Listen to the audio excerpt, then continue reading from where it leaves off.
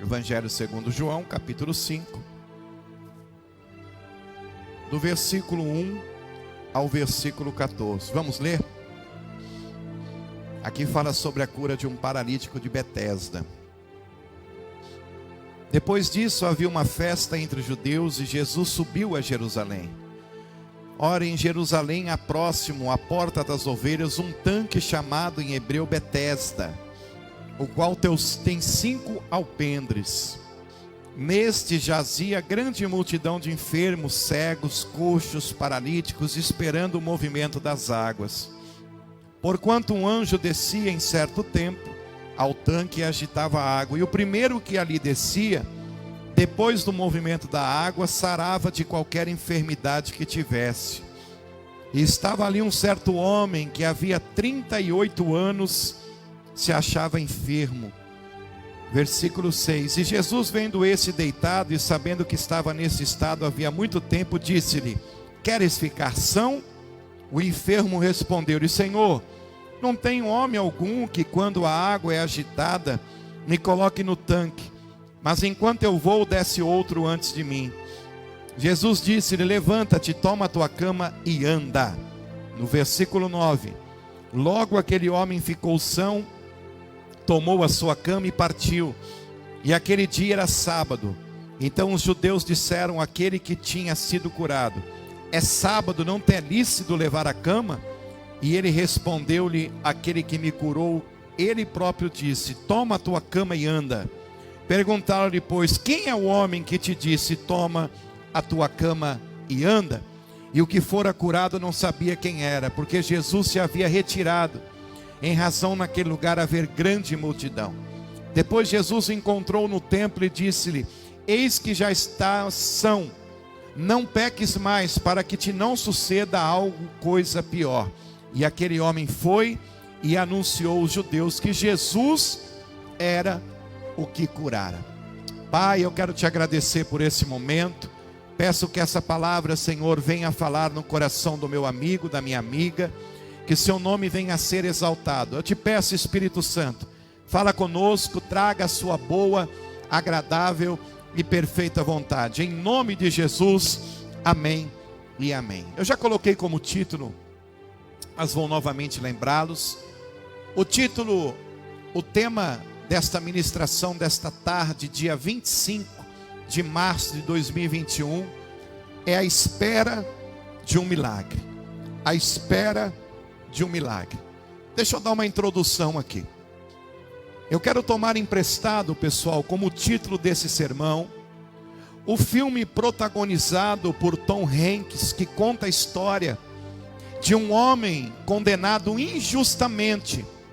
Esse homem está no corredor da morte, aguardando a sua execução. Eu confesso aos amados irmãos, eu não sei o senhor e a senhora que já teve a oportunidade de assistir esse filme com o nome A Espera de um Milagre. Eu confesso que eu chorei, que eu me emocionei. Esse filme tocou, esse filme falou muito comigo, né? E o nome do filme, como eu disse, é A Espera de um Milagre. E eu peguei o tema desta tarde de propósito, porque nós olhamos aqui, irmão, semelhantemente, eu posso dizer, à luz do texto de João capítulo 5, nós encontramos um homem que também está à espera de um milagre. Embora ele não esteja no corredor da morte, esse paralítico está condenado a passar o resto dos seus dias nessa condição. O evento de João capítulo 5 tem como cenário o tanque de Betesda. Aqui eu começo a ministrar uma palavra no seu coração. O próprio texto, ele vai afirmar que neste jazia, está escrito aqui, neste jazia uma multidão de enfermos, cegos, coxos, paralíticos, esperando que se movesse a água. Porquanto a Bíblia diz que o anjo descia em certo tempo, e quando esse anjo descia, ele agitava a água naquele tanque, e o primeiro que entrava no tanque, uma vez a água agitada, sarava de qualquer doença que que tivesse. Está no versículo 3 e versículo 4. Então a crença na descida de um anjo gerava o que? Expectativa a muitos enfermos que ali estavam. Então eles acreditavam que quando o anjo descia e movia as águas, agitava as águas, o primeiro que entrava, ele era curado. Essa era a crença, essa era a motivação que eles tinham, provocando assim um ajuntamento de pessoas, irmão, que estavam desenganadas pela medicina. Então o médico naquela época, o doutor falava assim: olha, não tem jeito. Então eles corriam para o tanque de Betesda e eles ficavam à espera de uma intervenção de um anjo que desceria aquele tanque, agitava a água, e o primeiro que caísse no tanque, mergulhasse no tanque, era curado. Então essas pessoas aguardavam unicamente uma intervenção divina para a solução dos seus problemas. Todas essas pessoas, irmão, estavam à espera de um milagre. A Bíblia diz que Jesus desce ao encontro de um homem. Que palavra é essa, pessoal? Isso aqui chamou muito a atenção quando eu estava lendo a Bíblia. A Bíblia está dizendo: e Jesus desce ao encontro de um homem, tá? Mas quem é este homem, pastor Vanderlei? Quem é este homem que a Bíblia vai falar como referência? Um colecionador de fracasso. Eu vim aqui nesta live exatamente quase às 16 horas da tarde deste dia 25 de março de 2021, para falar para alguém que está sendo um colecionador de fracassos, para falar para alguém que está se encontrando numa situação de derrota, para falar para alguém que está atravessando momentos difíceis que nada dá certo. Estamos diante de um homem que a Bíblia fala que sabe exatamente o significado do fracasso. Este homem, querido, são 38 anos. É isso que a senhora e o senhor ouviu. São 38 anos de tentativas frustradas. São 38 anos de experiências negativas. O histórico desse homem, senhoras e senhores, está marcado por decepções. Há 38 anos a Bíblia me fala que esse homem vê pessoas sendo curadas, mas ele não alcança a cura. De repente alguém que está ouvindo esse sermão nesta tarde pode estar dizendo: pastor, esta palavra está vindo de encontro com a minha necessidade. Mas não só de encontro, mas também ela está vindo para aprová-lo, para dizer para o senhor e para a senhora que tem jeito, e Deus vai dar jeito, e Deus vai mandar uma recompensa pela sua fé, porque aqueles que acreditam alcançam, aqueles que acreditam eles recebem, os que confiam alcança. E eu vejo aqui que existem muitas pessoas, irmão, que encontram-se nessa mesma condição do que este homem que estava há 38 anos ali paralítico. Agora presta atenção, não há tempo para esperar mais. O tema do filme, o tema dessa ministração é a espera de um milagre. Então há tanto tempo que essa pessoa que está me assistindo, Neto e Laércio, que aqui estão comigo, há tanto tempo que alguém está esperando um resultado, uma resposta, uma aprovação, um dinheiro, e não chega, pastor, não acontece. Ontem no culto online à noite aqui, para quem não assistiu, vale a pena você assistir. Eu recebi muitas mensagens, me permita, com muito amor no coração, eu vou dizer, mensagens de agradecimento no meu telefone, dizendo: pastor, eu estava precisando acreditar e confiar. Outros disseram: pastor Vanderlei, estava tudo fechado na minha vida, eu comecei a crer. Ontem eu ministrei sobre a palavra efatá, abre-te. Aonde o Senhor Jesus, ele se depara com um homem que é surdo e que não fala direito. Então ele coloca o dedo sobre o ouvido desse homem. Está lá na página do Facebook do culto online de ontem à noite. E depois ele cospe na boca do homem, na língua do homem, e esse homem começa a falar perfeitamente e ouvir perfeitamente. Ouça, pelo amor de Deus, o que Deus está falando para o senhor e para a senhora.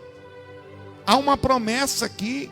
Talvez o senhor está há tanto tempo à espera de um milagre de Deus, mas pastor Vanderlei, não está acontecendo esse milagre. Eu não vejo uma luz no final do túnel. Eu não vejo uma chave chegando na minha mão para me abrir uma porta. Eu não vejo paz acontecendo na minha vida. Oh, meu irmão, você olha para o mundo hoje, você vê tanta desgraça, você vê tanta motivação de pessoas tirando a vida das outras. Você vê o amor de muitos se esfriando. Está na Bíblia que nos últimos dias, estamos vivendo os últimos dias na terra. Jesus está voltando. Eu falo isso como um pastor. Jesus está voltando. Eu falo por conhecimento de causa. Jesus está vindo buscar a sua igreja. E ele diz que nos últimos dias o amor de muito se esfriaria. Era filho contra pai, pai contra filho. Era guerra, rumores, tremores. Estamos vivendo os últimos dias na terra, gente. Não dá para esperar mais. Deus tem pressa. Deus tem pressa.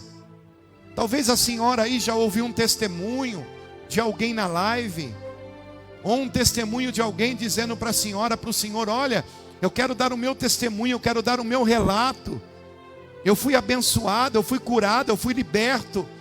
Deus me resgatou, Deus me transformou, Deus me curou, Deus me libertou. E a senhora talvez está aí dizendo: pastor, é verdade. E eu fico questionando: quando vai chegar a minha vez? Quando vai chegar a minha hora? Mas parece que a minha vez nunca chega, pastor Vanderlei. Eu vim aqui nessa live para contrariar o pensamento que a senhora e o senhor está. A sua vez vai chegar. Quem era esse paralítico, Neto? Além de ser um colecionador de fracassos, quem era este homem? Alguém abandonado. Esse homem era alguém abandonado, porque quando Jesus lhe dirige a seguinte pergunta, está aqui no versículo 6, ele diz: quer ser curado? Olha a resposta no versículo 7 que ele dá. Olha a resposta. E a resposta, ele prontamente, ele responde, ele diz assim: não tenho ninguém. Ele disse: não tenho ninguém. Em outras palavras, ele está dizendo: vivo solitário, vivo sozinho, sou abandonado, sou largado, não tenho ninguém. Quem era esse homem além de um fracassado? Ele era um homem abandonado. Esse homem expressa, irmão, irmã, a sua realidade de abandono. Abandonado pela família, abandonado pela sociedade, abandonado pelos amigos, abandonado pelo Estado. Abandonado pelo Estado. Vou falar de novo: abandonado pelo Estado. A gente tem que orar muito, irmão, pelo Brasil. Nós que vivemos aqui em São Paulo, nessa grande metrópole, porque tem muitas pessoas que estão sendo abandonadas pelo Estado. Esse homem aqui está mostrando, expressando a sua realidade de abandono.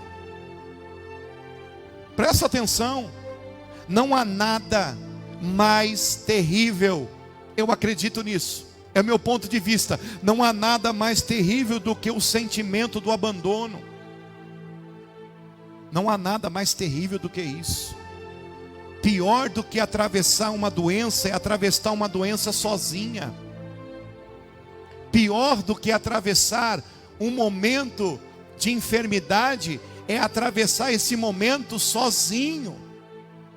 Estamos falando do homem que estava ali no tanque de Betesda, e há 38 anos esse homem sofre com uma doença. Meu Deus do céu. Pior, gente, olha o momento que nós estamos vivendo. Jesus, me deu algo aqui, eu sei que é de Deus, aleluias. Pior do que estar no hospital é estar no hospital sozinho. Quantas pessoas que são abandonadas pela família. Recentemente eu entrei aqui no Facebook, eu não entro muito não. Eu vi a foto de uma moça, que de vez em quando ela passava aqui na avenida, e alguém clamando, dizendo: olha, ela foi encontrada morta, se alguém a conhece, ela vai ser enterrada como indigente. Pior coisa que tem, é você atravessar um problema duro, sério, sozinho. Quantas pessoas, irmão, que estão nos hospitais agora, sozinhas, enfrentando o Covid, enfrentando um tumor, enfrentando uma doença, enfrentando um momento delicado em sua vida. Não ter ninguém ao seu lado, isso dói, gente. Isso dói. Isso dói. Esse homem não contava com a solidariedade de ninguém. Em nome da fé, presta atenção que eu vou falar como um pastor. Em nome da fé, pode-se criar um ambiente de competição, de estresse. Em nome da fé, pode-se criar um ambiente de competição, um ambiente de estresse, um ambiente de disputa, um ambiente de tensão. Estamos aqui, nesse texto, estou dentro do texto, eu não estou fugindo do texto não. Nesse lugar aqui, todos eram adversários querendo um milagre. Ele mesmo diz aqui no texto: enquanto eu me preparo para ir, vem um outro correndo e recebe a cura na minha frente. Estamos diante de um momento aqui, querido, querida, de um cenário de competição, de disputa, de concorrência. Eu não sei se a senhora tem visto, ou é só eu que tenho visto, pessoas querendo tomar a vacina antes do tempo. Isso é crime contra a humanidade. Pessoas que não chegaram a sua hora de tomar. Estava aparecendo um vídeo que eu vi hoje. Um homem, só porque ele é juiz, ele queria tomar a vacina, e a população foi contra ele, os assistentes da saúde foi contra ele, e ele querendo dizer que ele era juiz. E daí? Tem a faixa etária para tomar, vamos respeitar, vai chegar o nosso momento. Você vê que cria-se um ambiente de competição, é cada um para si. Estamos diante de um cenário aqui, que havia uma concorrência em busca de um milagre. Pastor Vanderlei, essa palavra é muito forte, é demais, gente. É demais. Primeiro, nós estamos diante de um homem que era um colecionador de fracasso. Depois a gente começa a conhecer esse homem um pouco mais, e a gente vê que ele é alguém abandonado. E eu também pude observar, amados, que esse homem aqui é alguém que carrega um sentimento de culpa. Está no versículo 14. É alguém que carrega dentro dele um sentimento de culpa. E se existe algo muito ruim, é quando alguém tem sentimento de culpa. Não há consenso. Se você olhar na Bíblia, você vai ver que não há consenso entre os comentaristas. Mas o fato é que no versículo 14, traduz uma ideia de que a sua condição de paralisia se deu como consequência direta do seu pecado. Presta atenção, hein? Aos teólogos que vão ouvir esta mensagem, presta atenção. Não há consenso entre os comentaristas. Mas olhando, o fato é que no versículo 14, ele vai traduzir para mim uma ideia. É ideia, hein? E não é concreta. É uma ideia de que a sua condição de paralisia se deu como consequência direta do seu pecado. Entendeu? Direta do seu pecado. Então, eu olho para dentro desse texto e eu vejo uma pessoa que colecionava derrotas, um homem que foi abandonado, e um homem que carregava um sentimento de culpa. Eu estou quase terminando a minha ministração, mas eu quero dizer para o senhor e para a senhora: basta de colecionar fracassos. Eu quero dizer para o senhor e para a senhora que Deus vai colocar pessoas do teu lado, porque abandonado e abandonada a senhora não vai ficar mais e nem o senhor. E por último, toda seta e todo dado que o inimigo lançou na tua mente, por algo que o Senhor falou, algo que o Senhor fez lá atrás, e esse sentimento de culpa está tirando o teu sono, está tirando a tua paz, ao ponto de você não ficar bem, Deus vai colocar e deletar e jogar por terra esse sentimento hoje. Receba, pelo amor de Deus, essa palavra. Deus está nos ensinando, irmão, irmã, a senhora e o senhor que está à espera de um milagre, que Ele vai trazer um milagre na minha e na sua vida. Em outras palavras, Ele vai cumprir com a promessa que Ele lhe fez. Deus não tarda, Deus chega na hora certa. Deus não tarda, Deus chega no momento dEle. Deus não tarda, Deus Ele chega na hora que tem que chegar.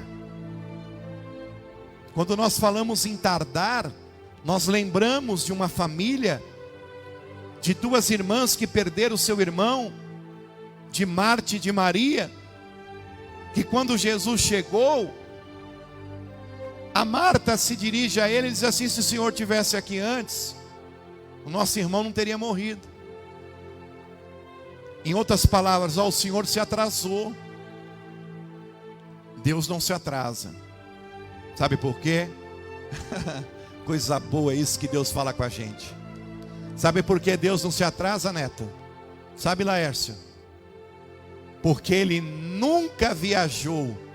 Ele está em todos os lugares. Ele é onipresente. Ele está entendendo, Ele está compreendendo, Ele está vendo, Ele está ouvindo o que está passando na sua vida e na minha vida. Deus não vira as costas para a humanidade. Nós viramos as costas para o nosso Criador. Deus nunca abandonou a sua criação.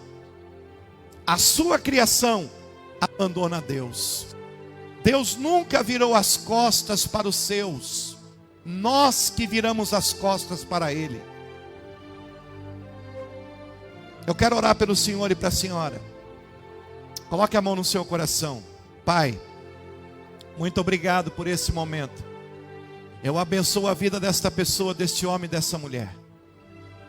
E peço, Senhor, que aqueles que estão à espera de um milagre, que esse milagre venha se materializar. Sim, Deus, sim. Que saia do oculto e venha à existência. E esse milagre, o seu nome venha a ser glorificado.